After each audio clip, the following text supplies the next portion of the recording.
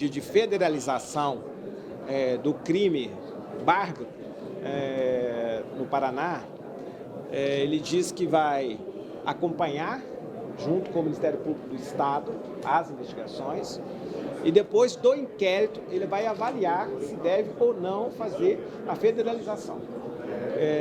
Ele tem dúvida se isso ajuda ou não no processo de investigação nesse momento.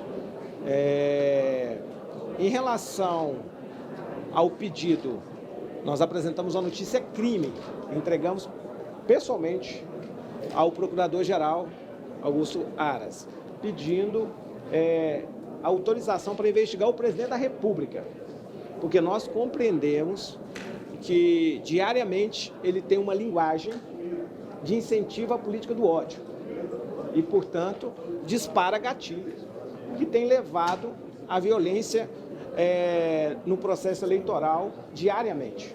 Portanto, na nossa opinião, ele deve ser investigado. Como também investigar os grupos de ódios que tem nas redes sociais.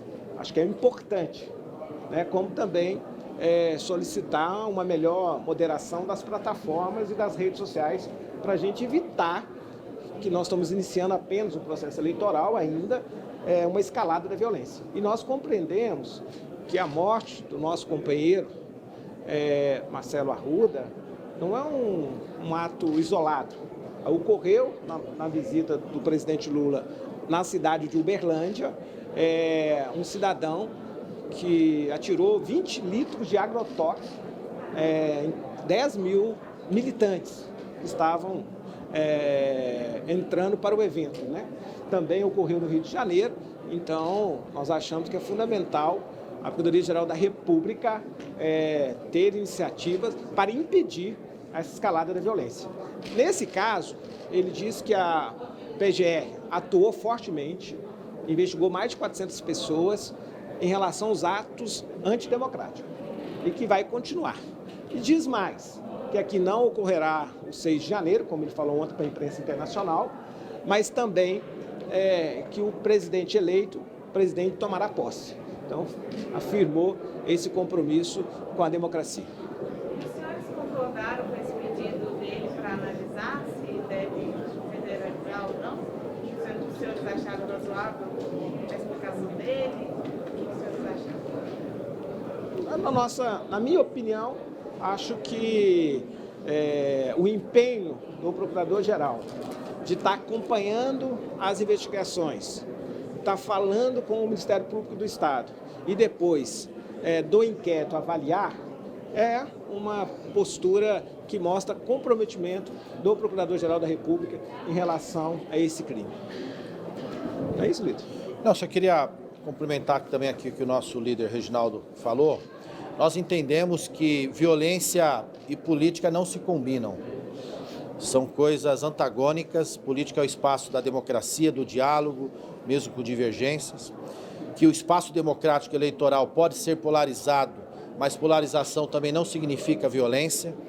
Pelo contrário, vivemos polarizações em diversos outros momentos do país e não teve esse clima tão belicoso. E o que ocorreu no Paraná é uma consequência daquilo que vem sido estimulado pelo presidente da República. Em 2018, ele era o então candidato Bolsonaro, que disse que a petralhada tinha que ser metralhada. E como presidente da República, em diversos momentos ele instiga agressões aos vermelhos, aos petistas, aos comunistas, aos esquerdistas, e tem seguidores, disse ele na última quinta-feira na sua live, claramente dizendo: vocês sabem o que fazer. E aí uma pessoa deve ter seguido a orientação dele e foi lá e matou um petista que celebrava a sua vida, o seu aniversário de 50 anos. Então as coisas não estão desconexas, há um responsável. Essa representação feita, construída pelos partidos de oposição na Câmara, mas também assinada por outros deputados e senadores, é para que o Procurador-Geral tome uma medida naquilo que lhe compete, naquilo que é sua responsabilidade, que é combater as violências, defender a democracia, defender a Constituição Federal, e não dá para ficar, diria, num estado de inércia. Tem que tomar uma postura mais enérgica nesse sentido. Ou seja, O procurador sabe que nós sabemos que ele sabe que ele tem responsabilidade. Ele não pode dizer que não foi avisado, que não foi alertado, que não recebeu uma representação formal de apuração da conduta do presidente Jair Messias Bolsonaro em todos esses crimes, nessa escalada, violência que nós estamos vivendo no Brasil. E se elas não forem contidas agora, nós podemos adiante, até o dia 2 de outubro, ter uma escalada ainda maior, com mais vidas serem perdidas. Então, nós levamos formalmente, esperamos uma resposta dele oficial nos autos, né? Foi registrado esse protocolo, esperamos que ele responda. Se ele concorda com a postura do presidente ou se ele vai trabalhar para conter essa violência. O PT tem pensado articular um aprimoramento do esquema de segurança do partido, dadas as circunstâncias tanto da morte do companheiro do partido, mas também dos atos que jogaram bombas, enfim, tem esse pensamento? Então, a coordenação da campanha do presidente Lula tem um setor, um núcleo responsável por debater e acompanhar as visitas do presidente Lula.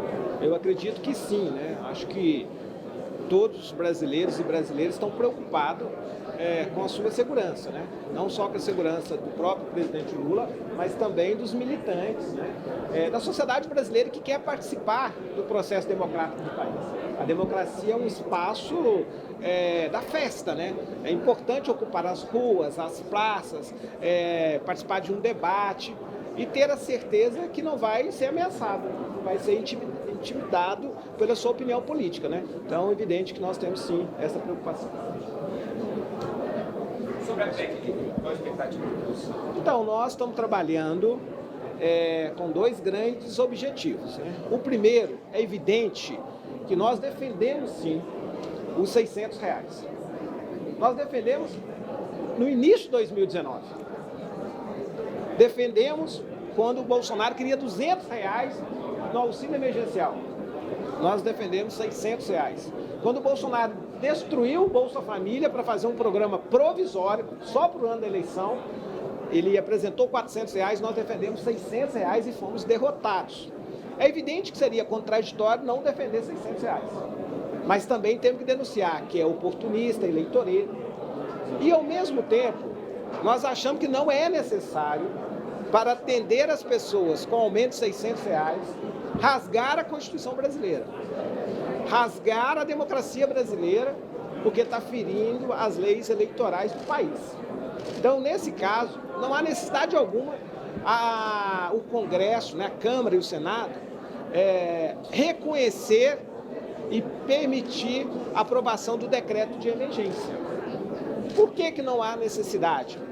Porque já furaram o teto em outros momentos, eles rasgaram a política fiscal do país quando eles votaram a PEC do calote, a PEC dos precatórios, e não foi necessário decretar estado de emergência para furar o teto e também as regras de ouro. Portanto, nós vamos lutar no plenário, nós temos vários destaques para a gente preservar a democracia brasileira.